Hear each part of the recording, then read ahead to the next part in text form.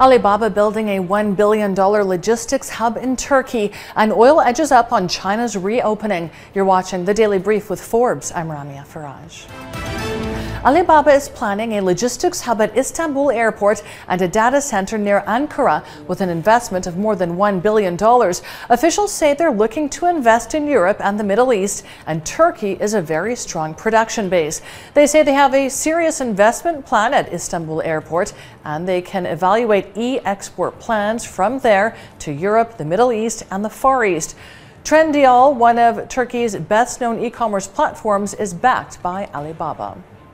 Oil prices edged up this morning, a day after travelers streamed into China following the reopening of borders.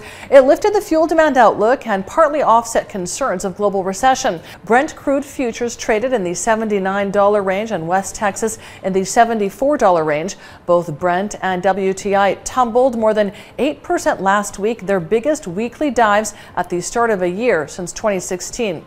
Hopes for less aggressive U.S. interest rate rises are boosting financial markets and depressing the dollar. Staying with China, its fintech giant Ant Group says it has no plans for an IPO. Ant Group said over the weekend that founder Jack Ma no longer controls the company. Ma's ceding of control comes as Ant is nearing the completion of its 2-year regulatory-driven restructuring, with Chinese authorities poised to impose a fine of more than $1 billion on the firm. China's domestic A-share market requires companies to wait 3 years after a change in control to list. Closer to home, Qatar has inked a $6 billion deal with Chevron Phillips Chemical to build a petrochemical complex. It includes the largest ethane cracker in the Middle East, converting natural gas into polyethylene and other plastics. The Ras Laffan Petrochemicals complex will produce an annual 2.1 million tons of ethylene and 1.7 million tons of polyethylene derivatives. It will come on stream in 2026. Ras Laffan will double Qatar's overall petrochemical production capacity to almost 14 million tons per annum.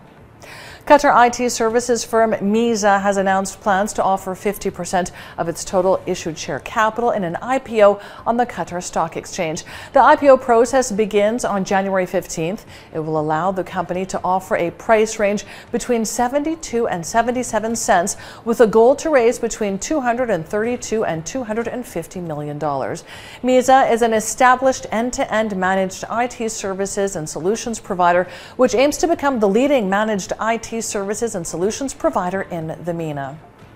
Goldman Sachs reportedly plans to cut 3,200 jobs and could announce this as early as this week. A source close to the issue said there would be a maximum of 3,200 jobs eliminated, about 7% of the bank's staff.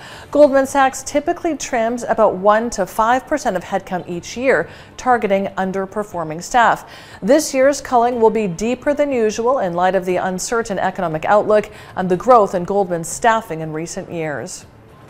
And not surprisingly, James Cameron's Avatar: The Way of Water clung to first place on North American movie screens this weekend, pulling in $45 million. The Avatar sequel has now led the box office for 4 weeks, amassing $1.19 billion internationally. But an unexpectedly popular horror movie placed a strong second. Scary doll thriller M3 Gan was also impressive, taking in a strong $30.2 million, far above expectations. I'm Ramia Faraj. This is The Daily Brief. Thanks for watching. Bye for now.